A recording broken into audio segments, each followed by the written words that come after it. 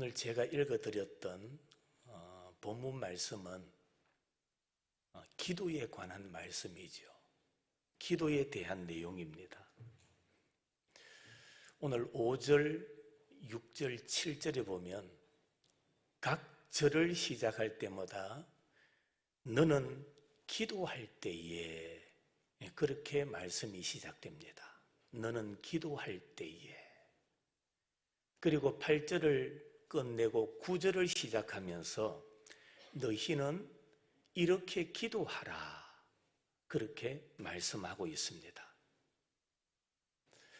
현대인들에게 있어서 가장 큰 관심 분야가 무엇이라고 생각합니까? 여러분은 삶을 살아가는 데 있어서 어느 분야에 많은 관심을 두고 살아가십니까? 특별히 지금 우리가 사는 이 시대는 많은 사람들이 건강에 지대한 관심을 가지고 살아가고 있는 것 같습니다. 매스컴은 건강에 관한 뉴스나 정보를 빠뜨리지 않습니다. 그런데 우리 인간의 건강은 무엇과 직결되느냐? 먹는 것과 직결이 됩니다. 올바른 식생활을 할 때 건강해질 수 있다라고 말을 합니다. 다시 말하면 우리는 아무 것이나 먹으면 안 된다는 말입니다. 먹는 것이라고 해서 아무 때나 먹으면 안 됩니다. 먹음으로 말미암아 몸에 유익할 때도 있지만은 먹지 말아야 할 때, 먹지 말아야 할 것을 먹음으로 말미암아 건강에 해를 끼치는 경우들도 많다라는 겁니다. 여러분, 나이가 들어갈수록 음식 양도 줄어갑니다. 젊었을 때는 먹는 양이 참 많았는데, 그렇게 먹고도 소화를 잘 시켰는데, 이제 한 해 한 해 세월이 흘러갈수록 음식의 양도 줄어갑니다. 젊었을 때는 밤이고 낮이고 가리지 않았습니다. 배고프면 라면도 2개, 3개씩 끓여 먹고요. 밤에도 야식도 먹고, 그래도 소화 잘 시킵니다. 그런데 세월이 가면서 늦은 시간에는 음식을 먹고 나면은 부담이 되는 거예요. 음식도 먹어야 할 것이 있고 먹지 말아야 할 것이 있고, 먹어야 할 때가 있고 먹지 말아야 할 때가 있다는 겁니다. 창세기에 보면 아담과 하와가 나옵니다. 하나님께서 에덴 동산에 모든 것을 먹을 수 있지만 중앙에 있는 선과 악을 알게 하는 선악과는 먹지 마라, 보지도 마라, 하나님의 말씀이죠. 그런데 뱀의 유혹을 받은 하와, 아담, 보지 마라 한 그 선악과를 뭐 하게 됩니까? 보게 됩니다. 봤더니 어떤 일이 벌어지느냐? 먹음직하고 보암직하고 지혜롭게 할 만큼 탐스러웠다라고 말합니다. 먹음직하고 보암직하고 탐스럽다. 먹겠어요? 안 먹겠어요? 당연히 사람이 먹게 되지요. 그것을 먹음으로 말미암아 아담과 하와는 영적으로 죽게 되었던 겁니다. 먹는 음식이라고 다 먹으면 안 된다라는 말입니다. 먹어야 할 것이 있고 먹지 말아야 할 것이 있다라는 말입니다. 이렇게 올바른 식생활이 건강에 지대한 영향을 미치는 것처럼 성도에게 있어서 올바른 기도 생활은 신앙에 깊은 영향을 준다는 사실을 우리는 깨달아야 됩니다. 예수님께서 제자들에게 이렇게 기도하라 하시면서 올바른 기도에 대해서 가르쳐 주셨습니다. 다시 말하면 기도도 배워야 합니다. 어떻게 기도해야 되는가를 배워야 됩니다. 9절 이하에 보면 예수님께서 제자들에게 뭘 가르치셨습니까? 기도를 가르치셨어요. 예수님의 제자들도 기도를 배웠습니다. 우리가 올바른 신앙생활을 하기 위해서는 올바른 기도가 무엇인가를 배워야 되는 겁니다. 이스라엘의 랍비들이 이렇게 말합니다. 모든 덕 중에 가장 높은 덕은 무엇이다? 기도다. 기도가 가장 높은 덕이라고 말합니다. 기도가 중요한 이유가 무엇입니까? 신앙생활에 있어서 기도가 왜 중요할까요? 기도 생활이 잘 이루어지는 사람은 영적으로 건강한 사람입니다. 기도 생활을 잘 하는 사람은 영적으로 건강한 사람이지만 그러지 못한 사람은 영적으로 병든 상태에 전락하고 말 것이기 때문입니다. 기도 생활이 온전한 사람은 하나님과의 관계도 온전합니다. 그러나 반대로 기도 생활이 온전하지 못한 사람은 하나님과의 관계도 온전할 수가 없습니다. 우리는 올바른 기도자가 되어야 됩니다. 그래서 예수님께서 너희는 기도할 때에 그러면서 이렇게 기도하라고 말씀하고 있습니다. 어떻게 하는 것이 올바른 기도일까요? 첫째로는 외식하지 않는 기도입니다. 여러분, 기도는 하나님과 마주하는 것입니다. 기도의 시간은 하나님과 마주 앉는 시간입니다. 기도는 하나님과의 대화합니다. 누가복음 18장 9절 이하에 보면은 외식하는 자의 기도가 나옵니다. 외식하는 자들의 기도는 누구의 기도와 같다라고 말하느냐? 바리새인의 기도와 같다라고 말씀하고 있습니다. 바리새인은 성전이나 회당에서 기도할 때에 두 손을 높이 들고 회당에서 그들이 기도할 때에 두 손을 높이 들고 무슨 말입니까? 내가 지금 두 손을 높이 들고 기도하니 자, 여러분들 나를 보세요. 지금 나는 기도하고 있습니다. 그것을 보여주겠다는 겁니다. 그들은 두 손을 들고 하나님이여, 나는 다른 사람들과 같지 아니하고 세리와도 같지 않습니다라고 기도합니다. 여러분 잘 보세요. 하나님 앞에서 하나님을 대면하여 기도하면서 왜 다른 사람 이야기가 나옵니까? 나와 하나님과 기도하면서 다른 사람을 왜 끌어들이느냐는 겁니다. 하나님과 나와의 관계에서 다른 사람을 끌어들여서는 안 됩니다. 그러면서 이렇게 말합니다. 나는 일회에 2번씩이나 금식하고 또 소득의 11조를 드리나이다.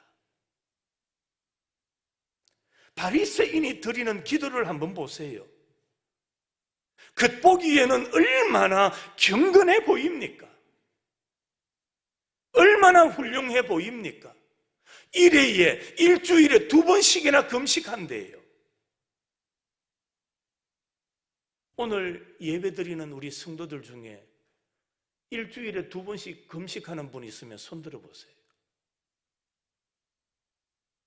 과거에는 금식 기도도 많이 했어요. 교단적으로, 교회적으로 금식 기도도 참 많이 했어요. 철야 기도도 참 많이 했습니다. 유명한 교회에서 철야 기도를 한다면 성도들이 차를 타고 많은 사람들이 기도하러 갔습니다. 그뿐입니까? 우리 한국교회 산기도도 얼마나 많이 했습니까?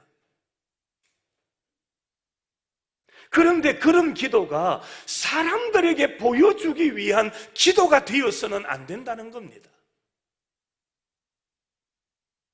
그런데 바리새인은 나는 일회에 2번씩 금식합니다. 그뿐입니까? 소득의 무엇을 11조를 드리나이다. 바리새인이 기도할 때에 소득의 11조를 드린다 참 철저하게 했을 거예요. 떼먹는 것 하나 없이 바르게 드렸기 때문에 나는 소득의 11조를 바르게 드리고 있습니다라고 기도했을 겁니다. 읽으면 읽을수록 참 훌륭해 보이죠. 그런데 이 바리새인의 기도 앞에 예수님께서 하신 말씀이 뭔지 아세요? 예수님이 이 바리새인의 기도를 가지고 그들은 자기 상을 이미 뭐하였다? 받았느니라. 사람들에게 보여주기 위한 것은 이미 상을 받았다라고 말합니다.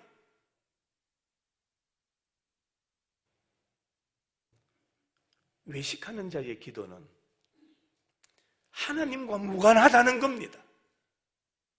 하나님께서 그런 기도를 원하시지 않는다는 겁니다. 그런 기도 하나님이 응답하시지 않는다는 말씀입니다. 성도 여러분, 우리의 기도는 사람에게 보여주기 위한 기도가 되면 안 됩니다.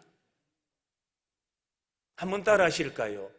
우리의 기도는 크게 한번 따라 하십시다. 우리의 기도는 하나님께 드리는 겁니다. 내가 드리는 기도가 사람을 의식해서 드리는 기도가 아니라 하나님을 바라보며 드리는 기도가 되어야 한다는 말입니다. 두 번째로는 올바른 기도는 어떤 기도냐? 골방에 들어가서 문을 닫고 은밀한 중에 계시는 아버지께 드리는 것. 그게 올바른 기도입니다.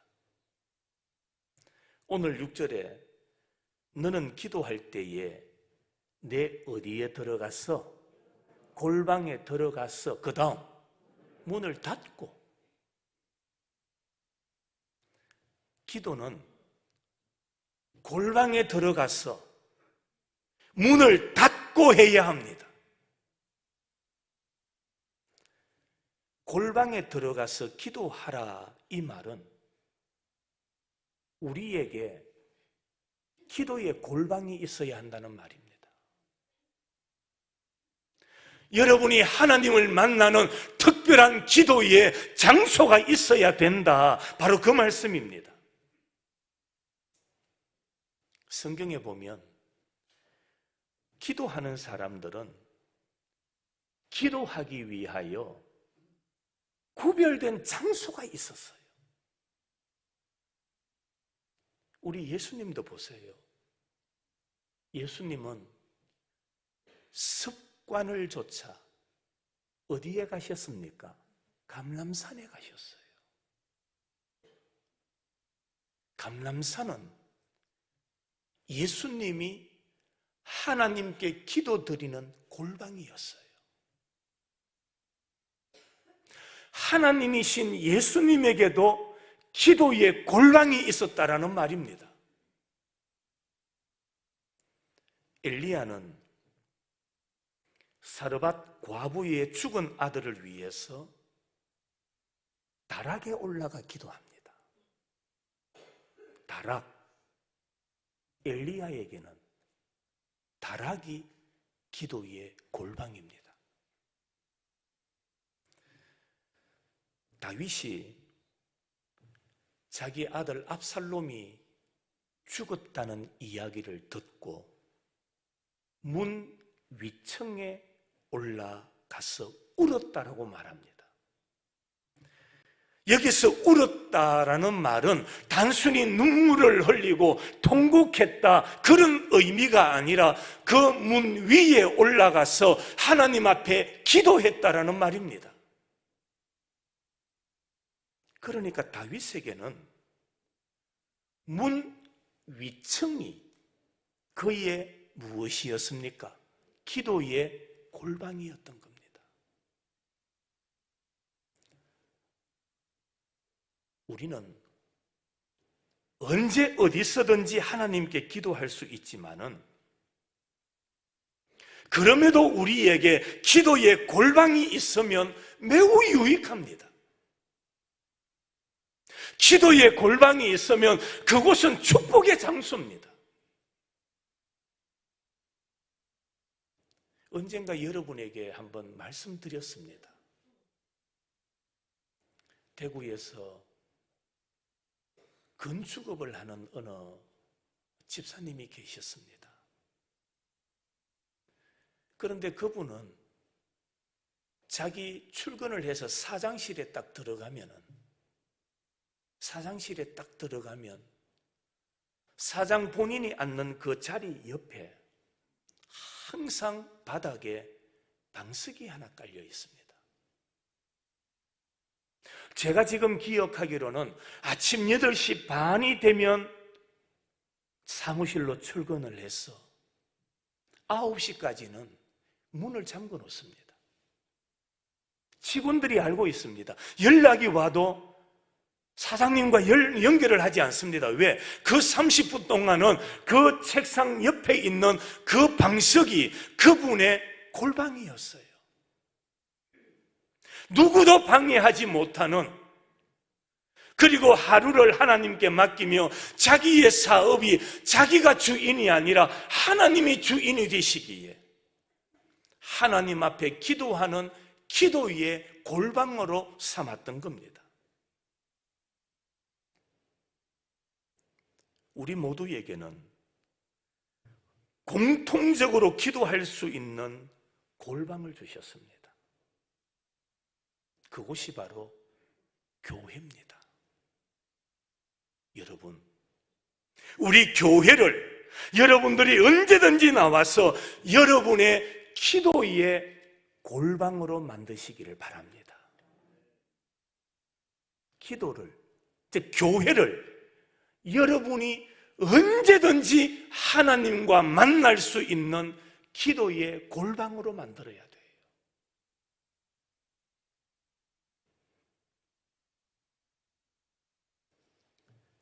우리가 예배 드릴 때 특별히 대표 기도자가 있습니다. 대표 기도자는 기도할 때에 회중이 아닌 하나님께 기도드리는 사람입니다. 하나님을 향하지 않는 기도는 잘못된 기도입니다. 여러분, 사람을 의식하는 기도, 하나님께 드리는 기도가 아니라 사람을 의식해서 드리는 기도에는 자연스럽게 의식에 매이게 됩니다. 사람을 의식하다 보니까 의식에 매이게 되죠. 그뿐만이 아닙니다. 하나님이 아닌 사람을 생각하다 보면은 기도가 형식적인 기도가 됩니다. 그리고 외식이 되고 마는 겁니다. 그래서 우리가 드리는 기도는 사람을 생각하고 사람을 의식해서 드리는 기도가 아니라 하나님을 바라보고 드리는 기도가 되어야 됩니다. 사람을 의식하는 기도에는 생명이 없습니다. 사람을 의식해서 드리는 기도는 하나님과 아무런 상관이 없는 기도가 되고 마는 겁니다. 그래서 예수님께서 너희는 기도할 때에 은밀한 중에 계시는 하나님께 기도하는 자가 되라. 여러분, 우리의 기도가 하나님께 드리는 기도, 사람을 의식해서 드리는 기도가 아니라 하나님만 바라보면서 드릴 수 있는 기도자들이 되기를 주님의 이름으로 축원합니다. 마지막으로 올바른 기도는 어떤 기도냐? 이방인과 같이 주문부언하지 않는 기도입니다. 오늘 7절입니다. 또 기도할 때에 이방인과 같이 뭐 하지 마라, 주문부언하지 마라. 여러분 하나 꼭 기억하세요. 기도할 때에 미사여구를 섞어서 기도해야 하나님께서 잘 들으실 거다라고 착각하면 안 됩니다. 우리가 드리는 기도는 진실된 기도, 중심으로 드리는 기도가 되어야 됩니다. 자, 어떻게 하는 것이 진실된 중심으로 드리는 기도일까요? 하나 예를 들어볼까요? 여러분의 가정에 자녀들이 있습니다. 자녀들이 부모님에게, 아버지나 어머니에게 용돈을 받고 싶어요. 그러면 어떻게 하면 됩니까? 아빠, 엄마, 이번에 이런 일이 있는데 용돈이 좀 필요해요. 좀 주세요. 그러면 됩니까? 안 됩니까? 되죠. 그러면 돼요. 그런데 그러지 아니하고 아버지한테 찾아가서 세계에 73억이 되는 많은 사람들 가운데 한 남자로 이 땅에 오시고 우리 대한민국에 태어나셔서 5천만이 넘는 많은 인구 가운데 내 아버지가 되시고 몇 년 전에 나를 잉태하여 출산하여서 나를 이렇게 성장시키는 아버지, 제가 이런 일로 인하여 용돈이 필요한데 좀 주시겠습니까? 그렇게 자녀가 말한다면 아버지가, 어머니가 뭐라고 말하겠습니까? 야, 이놈아 됐다. 필요한 게 뭐고? 바로 이야기해라. 그러지 않겠습니까? 우리도 하나님 앞에 기도할 때에 내 중심을 드리면 되는 겁니다. 마음에도 없는 여러 미사여구를 끌어와가지고 이런 하나님 저런 하나님이 아니라 나를 사랑하시는 아버지, 그리고 하나님 앞에 기도를 드리면 되는 거예요.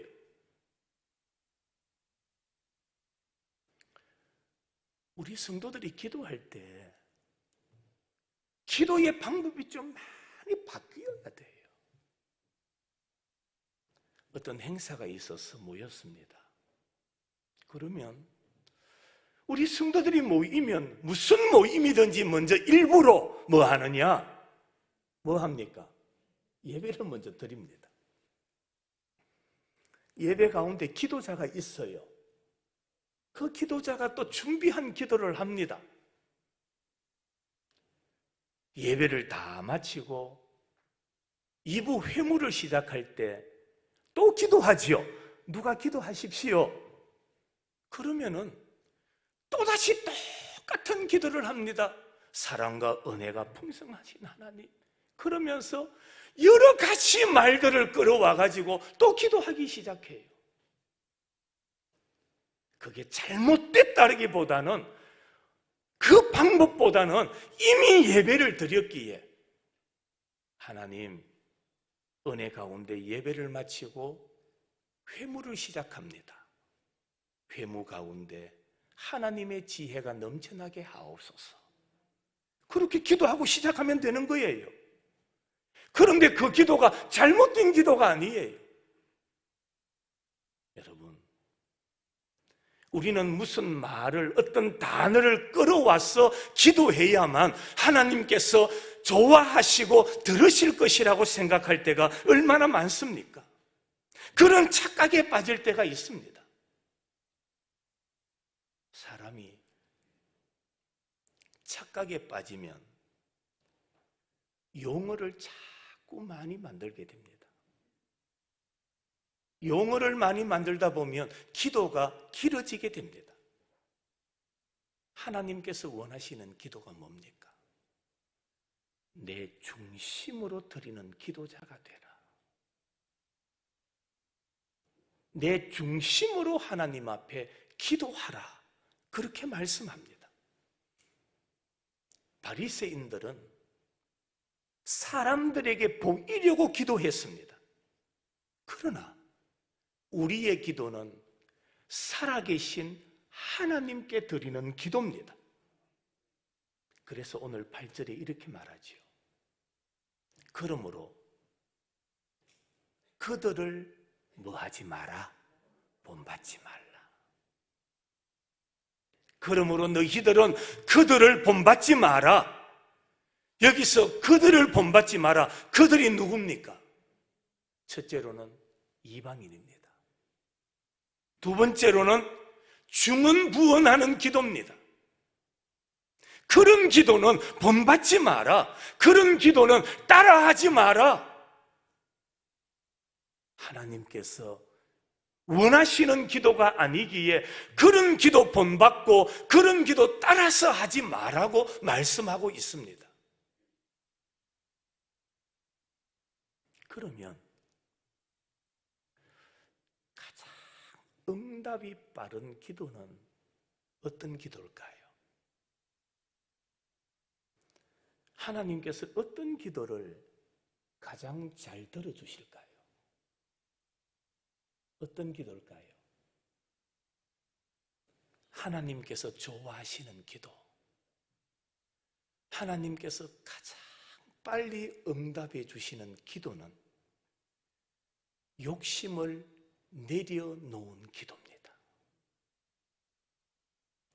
욕심을 내려놓고 하는 기도. 여러분,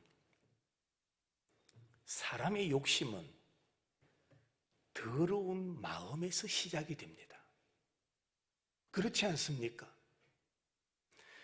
야고보가 기도에 응답이 없는 이유를 욕심으로 구하기 때문에 응답받지 못한다고 했어요.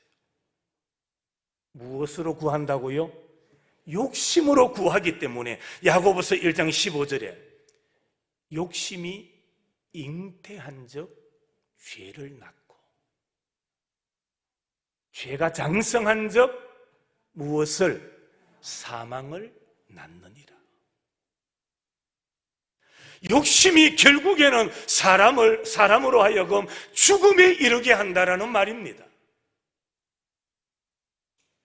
그래서 하나님께서 원하시는, 하나님께서 기뻐하시는 기도의 내용은 뭐냐? 욕심을 내려놔라. 세상적 욕심, 물질적 욕심, 명예적 욕심, 권력의 욕심, 자리의 욕심, 이런 욕심들을 내려놓고 기도하면 하나님께서 가장 좋은 것으로 채워주실 줄로 믿습니다. 데살로니가전서 5장 17절 말씀, 쉬지 말고 기도하라. 이제 추운 겨울도 다 지나갔습니다. 따뜻한 봄을 맞이합니다. 우리 성도들이 쉬지 않고 하나님 앞에 내 중심으로 기도할 수 있는 성도가 되시기를 바랍니다. 올바른 기도는 어떤 기도입니까? 오늘 세 가지로 말씀드렸습니다. 첫째로는 외식하지 않는 기도. 두 번째로는 은밀한 중에 계시는 내 하나님께 구하는 기도. 세 번째로 올바른 기도는 중언부언하지 않는 기도. 이런 기도는 본받지 마라. 이런 기도를 닮아가지 마라. 왜? 올바르지 않은 기도이기 때문에. 우리 모두 기도 생활에 성공하셔서 신앙생활에도 하나님께서 원하시는 성공자의 길을 걸어갈 수 있는 우리 모든 성도들이 되시기를 주님의 이름으로 축원합니다.